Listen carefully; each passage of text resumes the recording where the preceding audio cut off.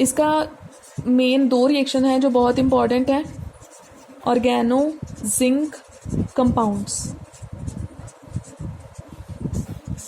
ठीक है, oregano zinc compounds कैसे रिएक्ट करते हैं? अच्छा, वैसे ऑर्गेनो जिंक कंपाउंड्स क्या होते हैं? These are dialkyl zinc. ठीक है, अपनी वैलेंसी के अकॉर्डिंग वो दो जो है हाइड्रोकार्बन्स के साथ अपनी बॉन्डिंग कर रहा है। ठीक है, तो अब जैसे ये हो गया important one, it is di ethyl zinc. ठीक है, तो ऐसे ही कोई भी आपका ये जो है ऑर्गेनो जिंक का कंपाउंड हो सकता है। क्लियर? अब रही बात इसकी प्रेपरेशन की, कैसे प्रिपेयर करोगे इसको? तो डेफिनेटली आप जो है अल्काइल हैलाइड के साथ रिएक्ट कर सकते हो, या फिर इसको वेयर इज माय कैप, ये जो है अब जैसे आपके पास अल्काइल हैलाइड है, ठीक है, सपोज मैं इथाइल का ही ले रही हूँ, इसको मैंने जिंक के साथ रिएक्ट करा, पहले तो जिंक बीच में इंसर्ट हो जाएगा ऐसे करके। ठीक है, उसके बाद में क्या होगा? उसके बाद में हमें डाई अल्काइल जिंक प्रोड्यूस करने के लिए इसकी करनी पड़ती है डिस्टिलेशन। ठीक है, और कार्बन डाइऑक्साइड की प्रेजेंस में करनी है, बिकॉज ये इनफ्लेमेबल है तो कैच कर सकता है फायर को, तो इसीलिए हम लोग क्या करेंगे, डिस्टिलेशन जब करेंगे तो हमारे पास डाई अल्काइल जिंक बन जाता है।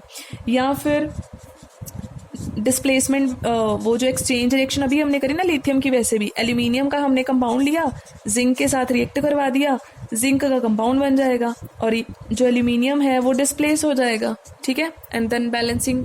Okay, so this is the preparation. अब अगर हम बात करें इसकी रिएक्टिविटी की, तो रिएक्टिविटी में ये है कि इट इज, एक तो पोलैरिटी नहीं है, नॉन पोलर है। ठीक है, and it is very very less reactive, बहुत कम रिएक्टिव है। तो डेफिनेटली ये क्या करेगा, रिएक्टिविटी के केस में जो हमारे लिथियम कंपाउंड्स की रिएक्शंस थी और जो ग्रिग्नार्ड की थी वो काफ़ी सारी थी, तो ये कोई 1-2 हार्डली रिएक्शन करेगा। अब जैसे मैं यहाँ पे फुल नहीं बता रही हूँ बिकॉज सारा सेम है, देयर इज़ नो इशू। तो मैं यहाँ पे जैसे लिख रही हूँ, मान लो मेरे पास डाई अल्काइल जिंक है,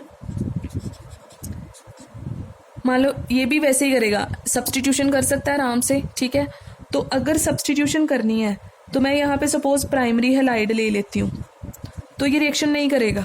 क्यों नहीं करेगा? ग्रिग्नार्ड नहीं करता था तो ये कैसे करेगा? ये तो उससे भी कम रिएक्टिव है, तो इसको तो बहुत ही रिएक्टिव, तो आप कोई टर्शरी हैलाइड यूज़ कर लो, ये फटाफट से क्या कर जाएगा, रिएक्शन कर जाएगा। तो अब जैसे मैं यहाँ पे लिख देती हूँ, एक बता देती हूँ आपको कैसे करेगा। ये है, सपोज इसके लिए मैंने काफ़ी रिएक्टिव कोई अल्काइल हैलाइड लिया, इट इज़ टर्शरी है ना, तो ये क्या करेगा, इसका जो अल्काइल पार्ट है वो इस पर अटैक करेगा, Cl को रिप्लेस कर देगा और आपके पास एक सब्सटीट्यूटेड जो है वो एल्केन बन जाएगा लाइक दिस। और जो बाकी का पार्ट है ऐसे रह गया। क्लियर? और अगर हम बात करते हैं वो एक्टिव हाइड्रोजन वाली, तो ये भी वैसी रिएक्शंस कर सकता है। अब मैंने ये लिया डाई अल्काइल जिंक, कोई एक्टिव जैसे वाटर है, वाटर के पास हाइड्रोजन है, तो हाइड्रोजन किसके साथ जाएगा, इस वाले के साथ, तो आपके पास क्या बन जाएगा, C2H6। क्या बन गया ये, इथेन। Same reaction.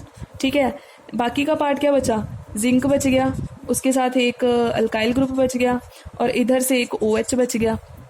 ठीक है, ये हो जाएगा। अच्छा, ये जो साइड प्रोडक्ट है ये क्या करता है, ये कोई दूसरे साइड प्रोडक्ट के साथ, ठीक है, कॉम्प्लेक्स बना लेता है अपने लोन पेयर वगैरह डोनेट करके। ठीक है, तो ये हो गया। तो इसका मतलब जिंक की ये कुछ रिएक्शंस हो सकती हैं, लेकिन जो इम्पॉर्टेंट जिंक की रिएक्शंस हैं अब हम वो डिस्कस करने वाले हैं। एक तो है रीफॉर्मेट्स्का रिएक्शन, ठीक है, और एक है सिमोन-स्मिथ। इम्पॉर्टेंट वन दोनों ही, फटाफट से करते हैं देन चैप्टर खत्म। Okay, so let's start.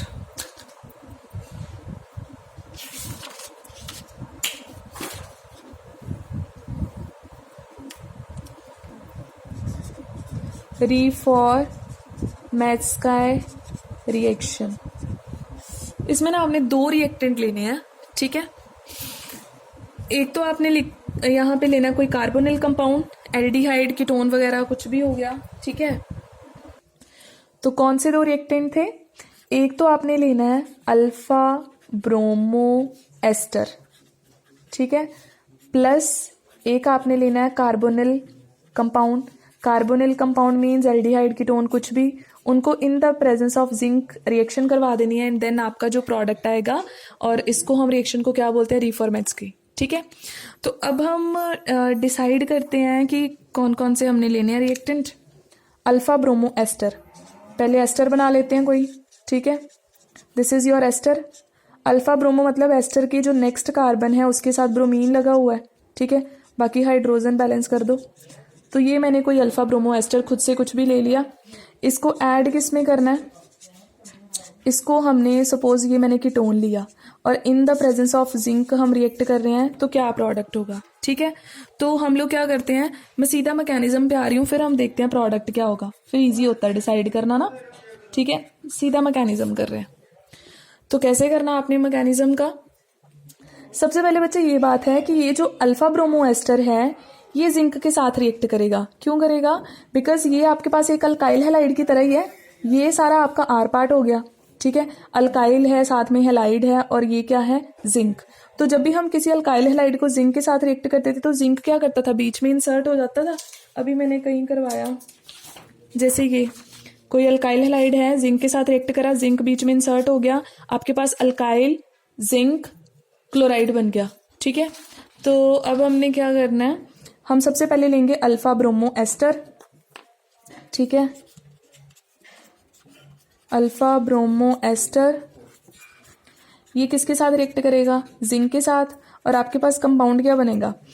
एक तरफ तो ये सारी चेन आ जाएगी एस्टर वाली, ठीक है, साथ में यहाँ पे जिंक आ जाएगा और उसके साथ में यहाँ पे ब्रोमीन। तो आपके पास ये बन गया अल्काइल जिंक ब्रोमाइड, ठीक है। अब ये क्या करेगा? अब ये इधर ऐड हो सकता है आपके कीटोन में, ठीक है, जैसे ग्रिगनार्ड ऐड होता था सिमिलरली। अब ये क्या करेगा? जैसे ही हमने यहाँ पे रखा कीटोन, तो ये जो पार्ट है अल्काइल पार्ट, इसके ऊपर कौन सा चार्ज होता है? नेगेटिव। तो ये एज ए न्यूक्लियोफाइल यहाँ पे ऐड हो जाएगा, डबल बॉन्ड क्या हो जाएगी? ब्रेक। तो आपके पास प्रोडक्ट क्या बनेगा? CH3 CH3। तो ये जो सारी चेन थी ये मैं यहाँ पे लगा रही हूँ, CH3 C double bond O CH3। और जैसे ही डबल बॉन्ड ब्रेक हुई तो यहाँ पे ऑक्सीजन पे नेगेटिव चार्ज आ गया, जिसको न्यूट्रलाइज करने के लिए साथ में कौन आ जाएगा? Zinc and bromine. क्लियर? यहाँ तक आपका क्लियर हो गया। अब नेक्स्ट स्टेप क्या है? नेक्स्ट वही आप हाइड्रोलिसिस कर दोगे। जैसे ही हाइड्रोलिसिस करोगे यहाँ पे क्या आ जाएगा? वाटर आ जाएगा, ठीक है। तो प्रोडक्ट क्या बनेगा? CH3, यहाँ पे आ गया OH, यहाँ पे आ जाएगा C double bond O CH3 और यहाँ पे CH3।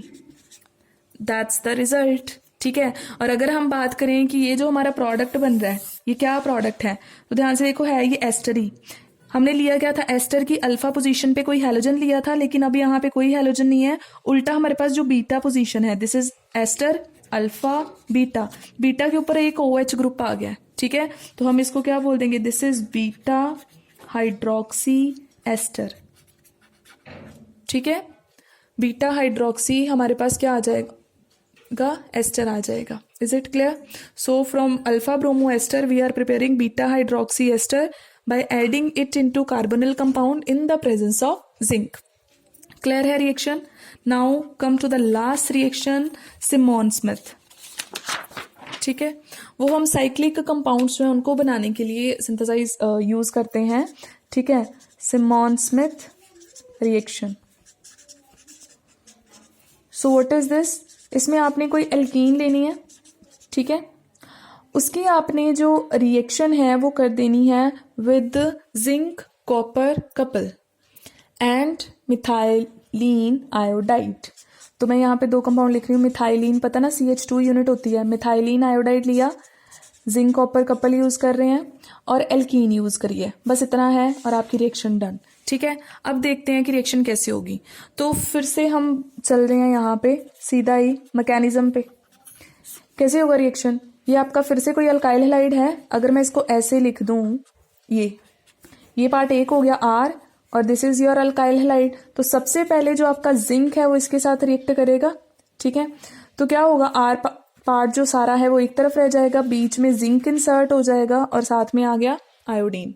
ठीक है, क्लियर हो गया यहाँ तक। तो पहले तो आपका ये पार्ट बन जाएगा। अब क्या होगा, इसको हम कार्बिनॉइड बोलते हैं। ठीक है, कार्बीन की तरह ये बिहेव करता है जस्ट। अब ये जाके एल्कीन में ऐड हो जाएगा, ये रही आपकी एल्कीन। ये जस्ट लाइक कार्बिन, कार्बिन पता ना इलेक्ट्रॉन डेफिशिएंट कंपाउंड होता है जिसमें कार्बन के पास 2 अनपेयर्ड इलेक्ट्रॉन होते हैं और 2 शेयर्ड होते हैं।